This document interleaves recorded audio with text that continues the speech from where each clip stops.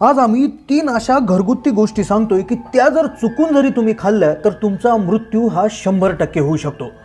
बऱ्याच वेळा मित्रांनो ह्या चुका बऱ्याचशा माणसाकडून आज जगभरात घडलेल्या आहेत। त्यांच्याकडनं या वस्तू घरात असल्यामुळे खाण्यात गेलेल्या आहेत आणि त्यांचा मृत्यू सुद्धा झालेला याची नोंद बऱ्याचशा शास्त्रज्ञांनी केलेली सुद्धा आहे।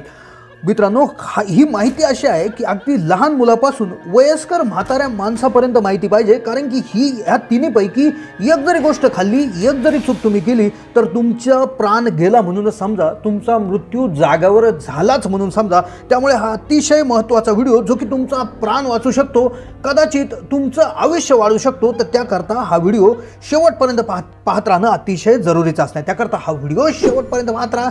चॅनलला जर नवीन असाल तर जरूर सबस्क्राइब करून शेजारील बेलचं बटन दाबा।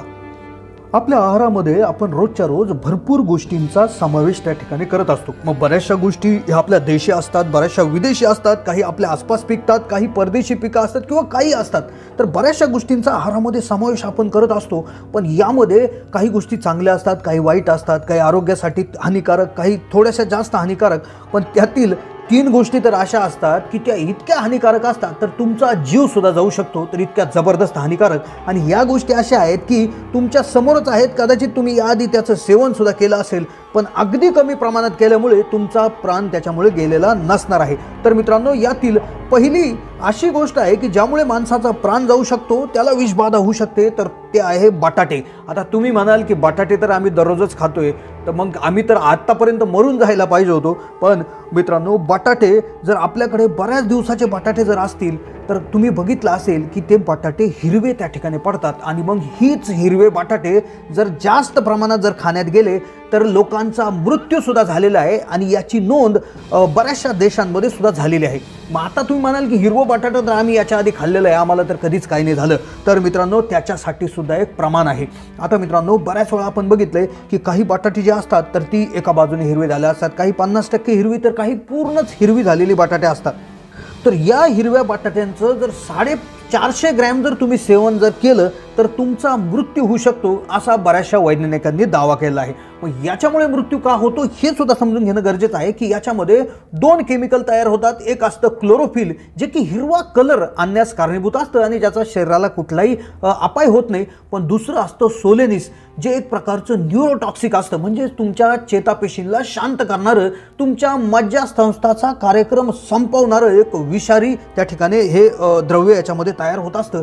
आणि ज्यामुळे होतं काय की कमी प्रमाणात जर तुम्ही याचं सेवन केलं तर डोकं दुखणं, मळमळणे, उलटी होणं, पॅरालिसिस होणं किंवा कोमामध्ये जाऊन मृत्यू होणं असं सुद्धा होत असतं। आणि हे जर तुम्ही 450 ग्रॅमच्या वरती जर तुमच्या आहारात जर घेतलं तर 100% मृत्यू झाल्याशिवाय राहत नसतो। तर त्यामुळेच जे बटाटा आहे ते हिरवं जर बटाटा असेल, थोडं जरी हिरवं असेल तर कृपया ते फेकून द्यावं। त्याच्यापासून कुठलीही भाजी, कुठलाही पदार्थ बनवू नये आणि अशा ठिकाणी फेकून द्यावं की कुठलं जनावर सुद्धा याला खाणार नाही। तर ही काळजी त्या ठिकाणी घेतली पाहिजे। आता दुसरा असा पदार्थ आहे की ज्याने मृत्यू तर होऊ शकतो आणि ज्याचा वापर कदाचित तुम्ही दररोजच्या भाजीत सुद्धा करत असाल, आणि जर याचं प्रमाण तुम्ही जास्त प्रमाणात जर खायला गेले तर बऱ्याचशा लोक कोमामध्ये आज भीतीला गेलेले आहेत, अजून कोमातून सुद्धा उठलेले नाही, तर ते आहे जायफळ। आता मित्रांनो ही जायफळ ही गोष्ट भारतात मसाला म्हणून त्या ठिकाणी वापरली जाते। बऱ्याचशा राज्यांमध्ये जवळपास प्रत्येक भाजीमध्ये जायफळ त्या ठिकाणी वापरलं जातं।